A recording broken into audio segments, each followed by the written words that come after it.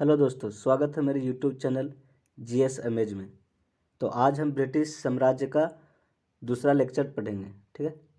पहला क्वेश्चन है हमारा, who among the following was the first governor general of Bengal. निम्नलिखित में से कौन बंगाल का पहला गवर्नर जनरल था।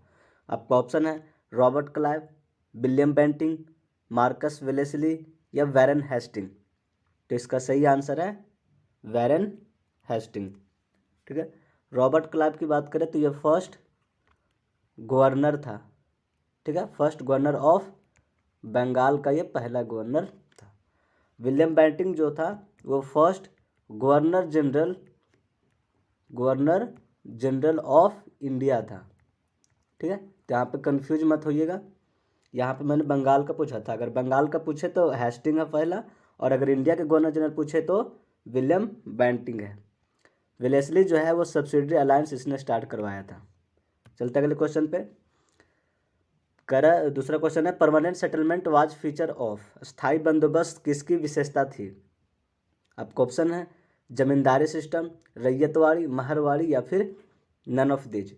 तो इसका सही आंसर है जमींदारी सिस्टम का। ठीक है, इसे स्टार्ट किसने करवाया था तो कॉर्नवालिस ने किया था। ठीक है, कब किया था तो 1793 ईस्वी में इसने स्टार्ट करवाया था। ठीक है, और अगर रैयतवाड़ी की बात करें तो ये मुनरो ने इसे स्टार्ट करवाया था और 1820 में ये स्टार्ट हुआ था और मद्रास वाले क्षेत्र में हुआ था। कौन सा, मद्रास वाले क्षेत्र में। और जमींदारी जो है वो बंगाल वाले क्षेत्र में हुआ था। ठीक, महलवाड़ी जो है वो स्टार्ट करवाया गया था मैकेंजी के द्वारा। किसके द्वारा, मैकेंजी के द्वारा। ठीक है, चलते अगले क्वेश्चन पे।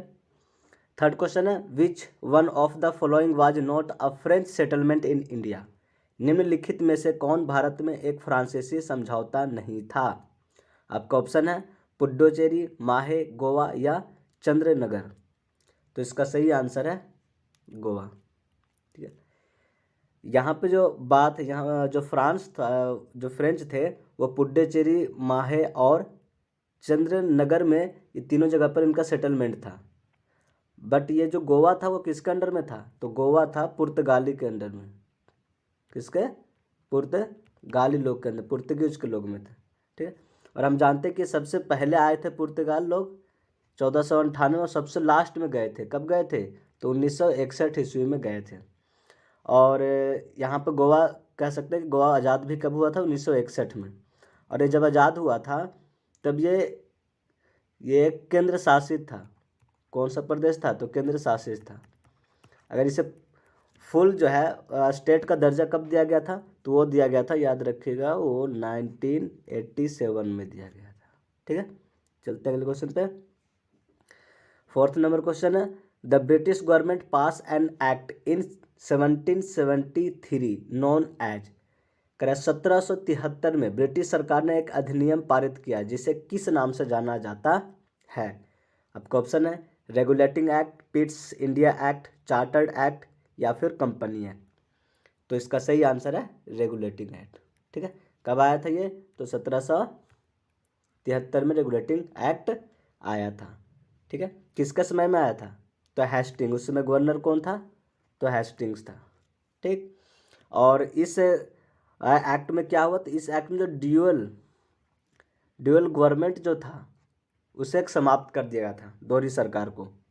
और इसी के तहत फिर जो है सुप्रीम कोर्ट कलकत्ता में स्थापना किया गया था। सुप्रीम कोर्ट कहाँ पे गया था, कलकत्ता में। ठीक है, अगर बात करें पिट्स इंडिया एक्ट की तो ये आया था 1784 में लाया गया था इसे।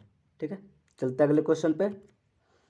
पांचवा क्वेश्चन है, when did the British government start ruling India directly. British सरकार ने भारत पर सीधे शासन करना कब शुरू किया। आपका ऑप्शन है after the battle of Plassey के युद्ध के बाद, पानीपत के युद्ध के बाद, सिपाही विद्रोह के बाद या फिर मैसूर युद्ध के बाद। तो इसका सही आंसर है आफ्टर सिपाही विद्रोह के बाद। ठीक है, सिपाही विद्रोह कब हुआ था तो 1857 में। ठीक है, इसे फर्स्ट वार ऑफ इंडिपेंडेंस भी बोलते हैं। और इसमें वाइसराय कौन था? तो वाइसराय था कैनिन। कौन था? तो कैनिन वाइसराय था। इसके बाद जो है ब्रिटिश लोग इंडिया पे डायरेक्टली मतलब रूल करना स्टार्ट कर दिए थे। ठीक। छठा क्वेश्चन है Hyder Ali was defeated by which British general. करा हैदर अली को किस ब्रिटिश सेनापति ने हराया था? आपका ऑप्शन है कैप्टन पॉपहेम, कैप्टन मुनरो, सर अय्यरकुट या फिर जनरल गेडार्ड। तो इसका सही आंसर है सर अय्यरकुट। क्या है? सर अय्यरकुट ने हैदर अली को हराया था।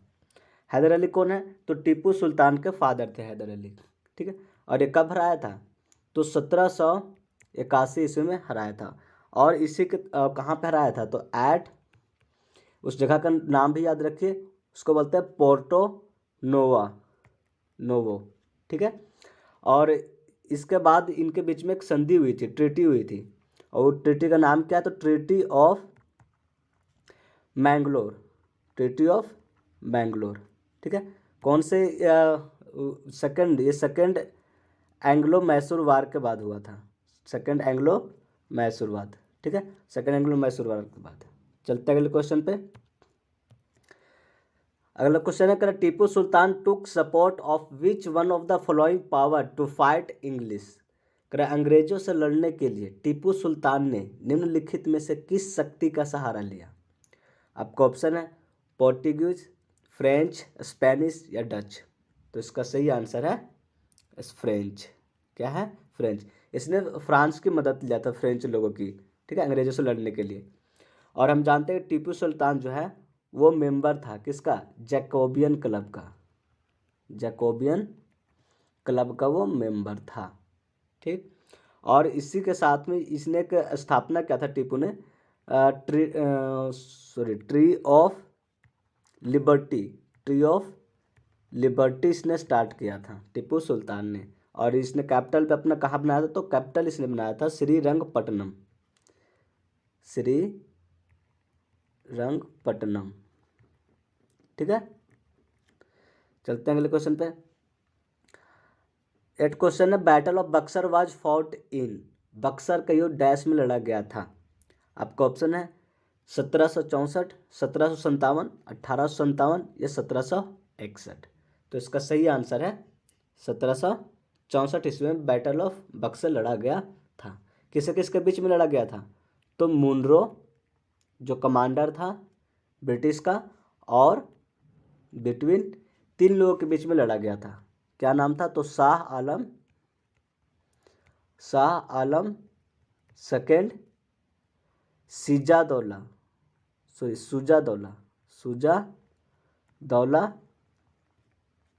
और तीसरा जो था वो था मीर कासिम। क्या था? मीर कासिम। ठीक, इन तीनों के बीच में लड़ा गया था। और इसके तहत अगले साल जो है ट्रीटी ऑफ इलाहाबाद हुआ था। Treaty of Allahabad.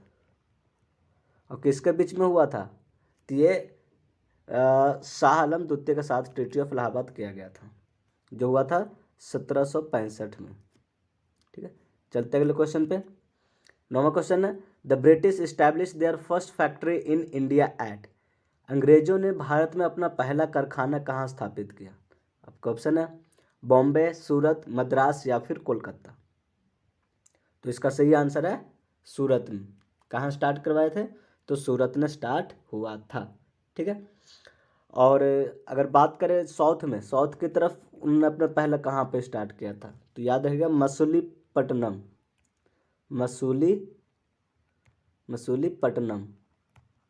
ठीक है। कब हुआ, कब किया था? तो 1616 ईस्वी में। और यहाँ पे जो सूरत में है वो सूरत में याद रखिएगा कि 1613 ईस्वी में यहाँ पे इन्होंने पहला इस्टेब्लिश किया था। अगर बॉम्बे की बात करें तो बॉम्बे में फर्स्ट कॉटन फैक्ट्री लगाया गया था। कॉटन फैक्ट्री को लगाया गया था कब? तो 1854 ईस्वी में लगाया गया था। और कोलकाता में फर्स्ट जूट फैक्ट्री लगाया गया था। कब लगाया गया था? तो 1855 ईस्वी में। ठीक है। चलते अगले क्वेश्चन पे। लास्ट क्वेश्चन है name the journalist who champion the cause of Indigo movement was, उस पत्रकार का नाम बताइए जिसने नील के क्षण का समर्थन किया था। ठीक है, मतलब कह रहा है कि आपका ऑप्शन है शिशिर कुमार घोष, बरिंदर घोष, एच.सी. मुखर्जी या बी.पी. पाल। तो इसका सही आंसर है एच.सी. मुखर्जी। क्या है? एच.सी. मुखर्जी। इनका पूरा नाम है हरिश्चंद्र मुखर्जी। ठीक है, यहाँ पे अगर बात करें शिशिर कुमार घोष, तो शिशिर कुमार घोष जो हैं इन्होंने अमृत बाजार पत्रिका स्टार्ट था। ठीक है, और बरिश चंद्र घोष जो हैं इन्होंने स्टार्ट करवाए थे युगांतर बंगाल वीकली पेपर, युगांतर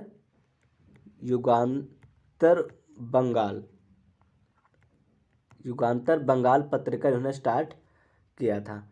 और एच.सी. मुखर्जी जो हैं ये तो मैंने अभी बता ही दिया। यहाँ पे बिपिन चंद्र पाल जो हैं वो न्यू इंडिया एक पत्रिका था जिसका नाम था न्यू इंडिया, इनमें ये आर्टिकल लिखा करते थे। ठीक है, तो ये हमारा लास्ट क्वेश्चन था। अगर वीडियो पसंद आया हो तो लाइक, शेयर और सब्सक्राइब ज़रूर करें। धन्यवाद।